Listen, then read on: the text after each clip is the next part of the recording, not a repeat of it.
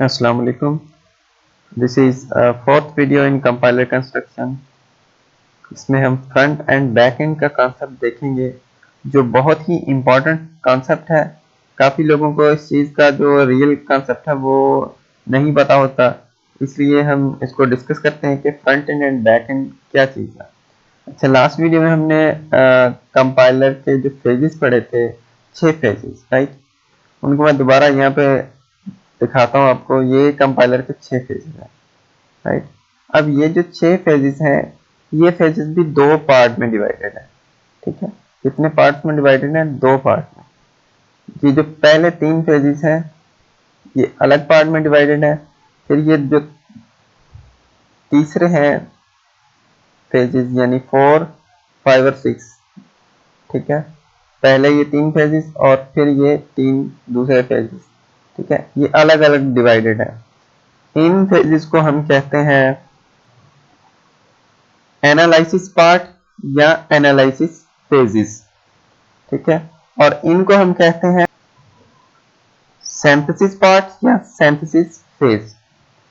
अब ये जो 3 फेजेस हैं जिनको हम एनालिसिस पार्ट कहते हैं, जब हम इनको सोर्स कोड देते हैं तो ये क्या करते हैं कि सिर्फ एनालिसिस करते हैं, यानी सोर्स कोड को चेक करेंगे कि उसके अंदर कोई सिंटैक्स एरर तो नहीं है, टाइप चेकिंग करेंगे, उसके टोकन्स बनाएंगे, यानी टोटल का टोटल जो इनका काम है वो एनालिसिस करना है, ठीक है।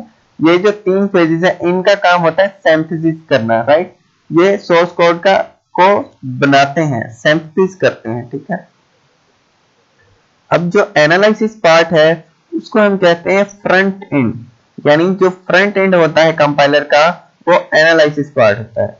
जो बैक एंड होता है कंपाइलर का वो सिंथेसिस पार्ट होता है, राइट। यानी कंपाइलर के कितने पार्ट हो गए? 2 पार्ट हो गए, एक फ्रंट एंड, दूसरा बैक एंड। हमारे कंपाइलर के 2 पार्ट हो गए, फ्रंट एंड और बैक एंड। ये फ्रंट एंड पार्ट है जिसमें हमारे ये फेजेस आते हैं 3, और ये बैक एंड पार्ट है जिसमें हमारे ये 3 फेजेस आते हैं, राइट। अब सपोज करें कि हमारा एक कंपाइलर, फर्ज करें हमारा एक कंपाइलर है जो क्या करता है, सी को कन्वर्ट करता है मशीन लैंग्वेज में, ठीक है। यानी इसका जो फ्रंट एंड हो गया वो सी, ठीक है, सी लैंग्वेज हो गया, यानी सी लैंग्वेज को वो एनालिसिस करेगा, राइट। और इसका जो बैक एंड हो गया वो कौन सा हो गया? वो हमारी मशीन लैंग्वेज होगी, राइट। यानी इसका सिंथेसिस पार्ट मशीन लैंग्वेज हो गया। अब आप सपोज करें कि एक हमने क्या करना है, एक कंपाइलर और बनाना है जिसके अंदर क्या हो कि वो जावा के प्रोग्राम को कन्वर्ट करे हमारे मशीन लैंग्वेज में, ठीक है। तो हमें क्या करना पड़ेगा कि हम एक ये कंपाइलर है जो सी से मशीन लैंग्वेज में कन्वर्ट करता है, हमें दूसरा बनाना है जो जावा से मशीन लैंग्वेज में कन्वर्ट करे, ठीक है। तो हमने इस कंपाइलर में से ही ये वाला कंपाइलर डिजाइन करना है, राइट। क्या करना है हमने कि जो एग्जिस्टिंग कंपाइलर है ये वाला, इससे ही हमने दूसरा कंपाइलर बनाना है।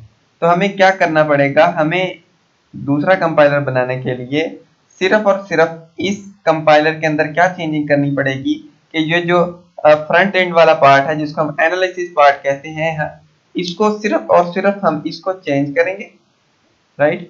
सिर्फ हम इस पार्ट को चेंज करेंगे, यानी कंपाइलर का फ्रंट एंड चेंज करेंगे और जो इसका बैक एंड है उसको सेम रहने देंगे, ठीक है। बैक एंड इसका वही रहेगा क्योंकि मशीन लैंग्वेज तो वही है ना, सिंथेसिस पार्ट तो वही होगा, लेकिन जो इसका कौन सा पार्ट चेंज हो रहा है, इसका एनालिसिस पार्ट चेंज हो रहा है, यानी इसका फ्रंट एंड चेंज हो रहा है। तो बैक एंड हम सेम रखेंगे।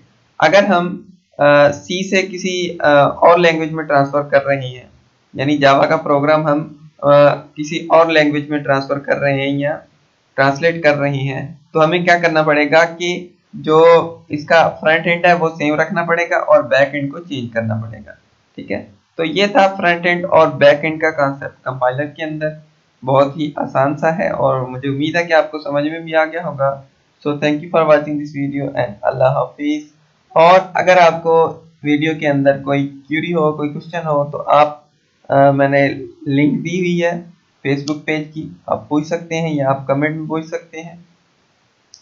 Thank you.